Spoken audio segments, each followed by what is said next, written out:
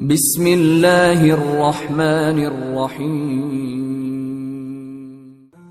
آج ہمارے سبق کی جو ابتدا ہے وہ ہے مثنیٰ، کلا، کلتا، اثنان اور اثنتان۔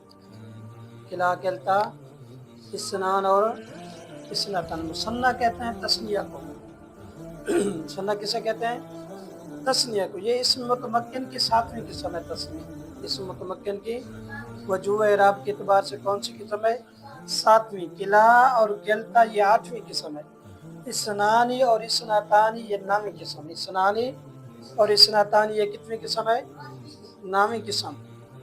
7، 8، 9 تین قسمیں اکٹھے پڑھنے، کیونکہ تینوں کا اعراب ایک ہے۔ تینوں کا اعراب ایک ہے۔ کون سا؟ مورب بحرفین۔ مورب بحرفین۔ سب سے پہلے ہم تثنیہ کی تعریف کی طرف جاتے ہیں۔ کس کی طرف؟ تثنیہ وہ اسم ہے جو دو فردوں سے مل کر بنے۔ وہ اسم مفرد ہے۔ وہ اسم ہے جو دو فردوں سے مل کر بنے۔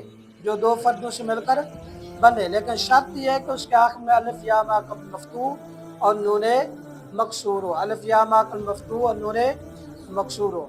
اور یہ بات یاد رکھنا کہ تثنیہ وہی ہوتا ہے جس کا مفرد ہو۔ جس کا مفرد نہیں ہوگا وہ تثنیہ نہیں ہوگا۔ جیسے مثال راجلن۔ راجلن یہ مفرد ہے، اسی کے ہم جب تثنیہ بنائیں گے تو کیا بن جائے گا؟ آخر میں الف نون لگائیں گے، آخر میں یا الف یا ماکل مفتوح لگائیں گے۔ دو صورتیں راجلان یا راجلین۔ اب اس کا واحد موجود ہے، مفرد موجود ہے۔ جو مفرد نہیں ہوگا وہ تثنیہ بھی نہیں ہوگا۔ لیکن کچھ چیزیں ہیں جن کا مفرد نہیں ہے لیکن تثنیہ ہیں۔ جن کا مفرد نہیں ہے تثنیہ بن رہے ہیں، جیسے کلا اور کلتا۔ کلا اور کلتا ان کا مفرد نہیں ہے، اسی طرح اثنانی اور اثنتانی ان کا بھی مفرد نہیں ہے۔ اب ان دونوں کا مفرد نہیں ہے لیکن ان دونوں کی شکل و صورت تثنیہ کی طرح تھا۔ کس کی طرح تھا؟ تثنیہ کی طرح تھا۔ اس لیے ان کو تثنیہ کے اعراب کے ساتھ ملحق کر دیا۔ تثنیہ کے اعراب کے ساتھ کیا کر دیا؟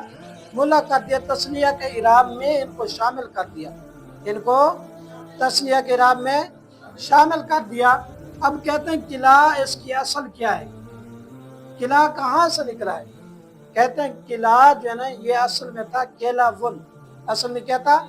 کیلا ون۔ کاف کے کسرہ، لام کے فتح، واو کے ضمہ کے ساتھ۔ جیسے مثال فتح واو کے ضمہ کے ساتھ، تو یہ کیا بنا؟ کیلا ون۔ آپ یہ کہتا پڑھیں گے واو ما قبل مفتوح یا ما قبل مفتوح۔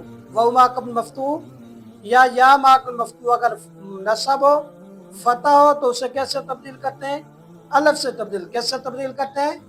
کیا کہتے ہیں؟ واو یا ما قبل مفتوح ہو تو اس کو الف سے بدلتے ہیں۔ واو یا ما قبل مفتوح ہو تو اس کو الف سے بدلتے ہیں۔ اب یہاں واو سے ما قبل کیا ہے؟ مفتوح ہے۔ واو کا ما قبل کیا ہے؟ مفتوح ہے۔ تو واو کو الف سے تبدیل کیا بن گیا؟ کلا۔ کیا بن گیا؟ کلا۔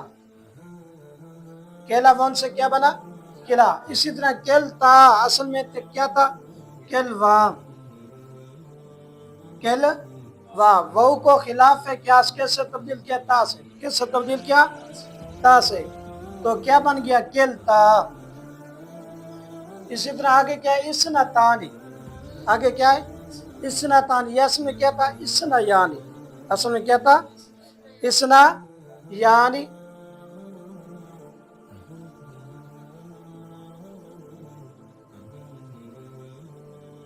اثنا یعنی یہاں بھی کہتے ہیں یا کو خلاف قیاس تا سے تبدیل کیا۔ یا کو خلاف قیاس کس سے تبدیل کیا؟ تا سے۔ اب یہ نہ سمجھے کہ یہ تا جو ہے نا یہاں تا تثنیہ ہے یا یہاں تا تثنیہ ہے۔ یہ تا تانیث بلکہ تا تانیث، نہ یہ تا تانیث ہے اور نہ ہی یہ تا تانیث ہے۔ کیوں یہ تا تانیث کیوں نہیں ہے؟ کیونکہ یہ کون سی جگہ پہ؟ لام کی جگہ پہ واقع ہے۔ کون سی جگہ پہ واقع ہے؟ لام کی جگہ پہ۔ اور یہاں یہ جو تا ہے نا یہ درمیان میں، کلام کے درمیان ہے۔ تا تانیث جو ہے کہ نہ یہ لام کلمے کی جگہ پہ ہوگی نہ ہی یہ درمیان میں واقع بلکہ یہ آخر میں واقع ہوتا ہے۔ یہ تائے تانیث اضافی ہوتی ہے، تو یہ دونوں تائے تانیث نہیں ہے۔ کیوں؟ یہ کل واو سے خلاف قیاس تبدیل کیا ہے، تو یہ لام کی جگہ پہ ہے، اس لیے تائے تانیث نہیں ہے۔ اور یہاں اسنا یعنی یا کو تا کے خلاف قیاس، تو یہ تا جو ہے نا یہ کیا ہے؟ تائے تانیث نہیں ہے۔ یہاں جو ہے نا تا اور الف جمع ہو گئے اور دونوں کے مجموعے سے تانیث حاصل ہوئی ہے، ورنہ تانیث کی دو علامتوں کا جمع ہونا جائز نہیں ہے۔ اسنا یعنی سے اسنا تانی،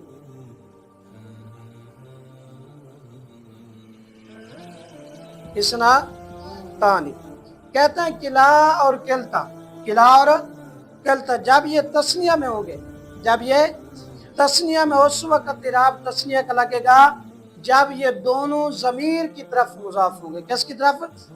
ضمیر کی طرف۔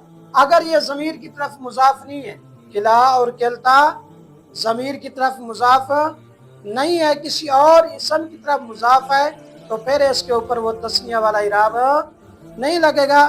پھر کون سا اعراب لگے گا اس کے اوپر؟ 13ویں قسم کا اعراب لگے گا۔ کون سا؟ اس میں مکسور والا اعراب لگے گا، تقدیری اعراب لگے گا۔ مورا بارکات ثلاثہ، مورا بارکات ثلاثہ تقدیری، رفع ضمہ تقدیری کے ساتھ، نصب فتح تقدیری کے ساتھ، جر کسرہ تقدیری کے ساتھ، پھر اس کا وہ اعراب لگے گا جیسے جا کلا الرجلین، رأیت کلا الرجلین، مررت بکلا الرجلین۔ کلا کا اعراب تبدیل نہیں ہوا کیونکہ یہ تقدیری اعراب تھا۔ جب یہ کسی ضمیر کی طرح مضاف ہوں گے پھر اس وقت اس کے اوپر کون سا اعراب لگے گا؟ تسنیہ والا اعراب لگے گا۔ کون سا؟ تسنیہ۔ کہتے ہیں کہ جب یہ ضمیر کی طرح مضاف ہوں گے پھر یہ خود فاعل یا مفعول بھی واقع نہیں ہوگے، بلکہ یہ تاکید کا معنی ہوگا۔ کون سا معنی ہوگا؟ تاکید کا معنی ہوگا۔ تو ان تینوں کا اعراب کیا ہے؟ حالت رفع کس کے ساتھ؟ الف کے ساتھ، نصب اور جر یا ما قبل مفتوح کے ساتھ۔ اب یہ جو ہے نا تسنیہ، کلا، کلتا، اسنان، اسنتن، ان تینوں کا اعراب ایک ہی ہے، ان تینوں کا اعراب ایک ہی ہے۔ کون سا؟ رفع حالت ہے، رفع حالت الف کے ساتھ، رفع حالت الف سے، نصب اور جر یا ما قبل مفتوح کے ساتھ، نصب اور جر یا ما قبل مفتوح کے ساتھ۔ جیسے حالت رفع کی مثال جاءنی رجلانی کلاہما اسنانی، کلاہما اسنانی۔ یہاں الف جو ہے نا یہ کس کے ساتھ ہے؟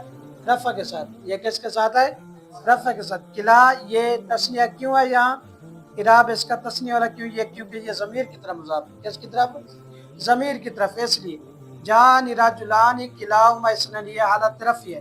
یہاں رأیت رجلین کلیہما اسنین، یہاں حالت ہے نصب اور جر یا ما قبل مفتوح کے ساتھ، نصب اور جر یا ما قبل مفتوح کے ساتھ۔ یہاں کیا ہے؟ یہ تسنیہ ہے، یہ بھی کیا ہے؟ تسنیہ ہے۔ آگے کیا؟ مررت برجلین کلیہما اسنین، مررت یہاں تسنیہ ہے لیکن یہ مفعول بنے گا، یہ نہیں سمجھنے یہ کوئی اور بنے گا۔ یہاں یہ فاعل بنے گا، یہاں یہ مفعول بنے گا، یہاں کی یہ کیا بنے گا؟ با کے بعد جار مجرور بنے گا، جار مجرور بنے گا۔ اس کی ترکیب سب ملا کر پھر اس کی طرف جائے گی، ٹھیک ہے؟